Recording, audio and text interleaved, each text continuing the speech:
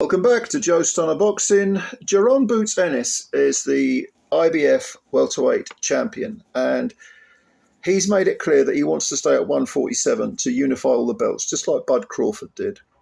Now, a lot of people are slightly surprised at this because they think that Ennis, being a very, very big 147-pounder, would probably move up to 154 sooner rather than later. He is 27 years old, so it's going to be difficult for him to take off the weight that previously it was easy. Now, when you get into your late 20s, it gets a little bit more difficult. And he did look very big, didn't he, in his recent fight against Avanesyan? He did look big. Would he be stronger at 154? Yeah, probably. Avanesyan was catching him with a few punches. He was defensively a little bit slack. Maybe that was a bit of ring rust. I don't know. But anyway, he said, no, I want to stay at 147. Okay, that's fair enough. But it's going to take him a couple of years, surely, unless the excellent Turkey steps in with his big, hypnotic bag of money and decides that he wants to have a welterweight tournament. It's going to take Boots quite a while to put all those belts together. It's never easy. Because if you look at the other champions, even though Crawford still officially holds the WBO and WBC belts, he'll probably give them up. In which case, the WBO interim champion, who is Brian Norman Jr., would probably be upgraded to the full-fat WBO champ. And the WBC interim champion, who is Mario Barrios, would be upgraded to the WBC's full-fat belt. So you would have, just to recap, you would have Brian Norman Jr. as the WBO champ. You would have the WBC champ, who would be Mario Barrios. And in the case of the WBA, I believe Emantas Stanionis has been upgraded to champ because Bud gave up the WBA belt. So WBA, Stanionis, WBO, Brian Norman Jr., WBC, Barrios, and IBF, Boots Ennis. So those three fighters, provided Ennis can continue to make the weight reasonably well, I don't see any of those fighters giving Ennis too much trouble. I mean, I'm not saying they're bad fighters, but I do think Boots is a very special fighter, the type of guy who it would have to be, something like the weight defeated him, kind of like when Curry fought Lloyd Hannigan. I don't want to take anything away from Lloyd Hannigan because that was a fantastic performance going away from home. 1986 it was, and he smashed up Donald Curry. Amazing result. I remember it well. Stunned when I heard it because Curry had come over to Britain and chopped up Colin Jones in 4 rounds. Massive, great big gash on Jones's nose caused the fight to be stopped. Jones had given Milton McCrory hell for 24 rounds, draw and a very close loss. It was a split decision loss. And Curry was looking brilliant. Curry really did look fantastic. Destroyed Milton McCrory in 2 rounds. And then Hannigan went over there, smashed him up. But the weight looked like it was a real problem for Curry.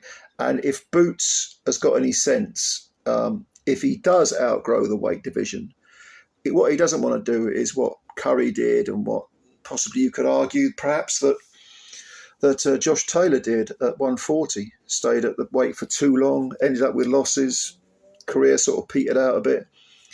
I would hate to see that. Even Bud Crawford, if you think back to his 135 days, he only held 1 belt there. Moved up to 140 where he was more comfortable, unified the belts, then moved up to 147. In other words, he grew into the weight. And don't forget, at 154, you've got Bud Crawford, you've got Virgil Ortiz Jr., you've got Sebastian Fundora, Errol Spence is knocking around still. So there'd be some great fights at 154 as well. So I don't know. 140, staying at 147. He's 27 now. Boots. Yeah, if he can make the weight, no problem. But just the size of the guy, I just sort of wonder, can he make 147? Maybe he can. Maybe there's no problem at all. Sometimes it can be deceptive. Maybe the slightly porous defence against Avanesyan, who himself is not that bad a fighter, a good European level fighter. Maybe that was down to ring rust, or he was in his backyard, wasn't he? Maybe the event itself was something he had to, kind of ignore and concentrate on his work. Sometimes difficult to do. But I'm a massive fan of Boots Ennis, so I'm curious to see where he's going to go here. And I don't believe people should move up until they literally have outgrown a division. I don't think it pays to just division hop. I hate all that crap. And the obvious example, the one I always use, the one that I think everyone uses, is the fact that, you know, Adrian Broner is a 4-weight world champion. Held belts in 4 weights. But yeah, sometimes all that division hopping can be very, very deceptive. I think if Boots does outgrow the weight, no problem, 154. But 147, if he makes the weight, fine. I don't see any problem.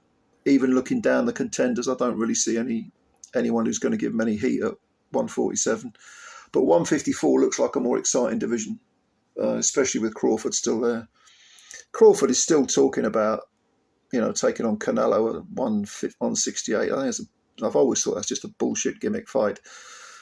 I'd much rather see him fight Boots at 154. I think Sebastian Fundora against Ennis would be fun, although he's got to get through Spence. If Spence has got anything left, he'll give Fundora plenty to think about.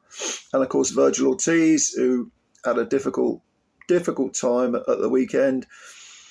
You know, still an exciting fighter. Still a very exciting fighter. So what do you think? You give me your opinions. Let me know what you think, and leave your comments below. And thank you, as always, for watching the video.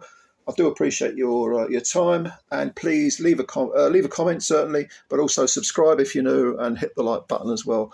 It's always appreciated. Spread the word about Joe Stunner Boxing. Ladies and gentlemen, thanks a lot. Bye for now.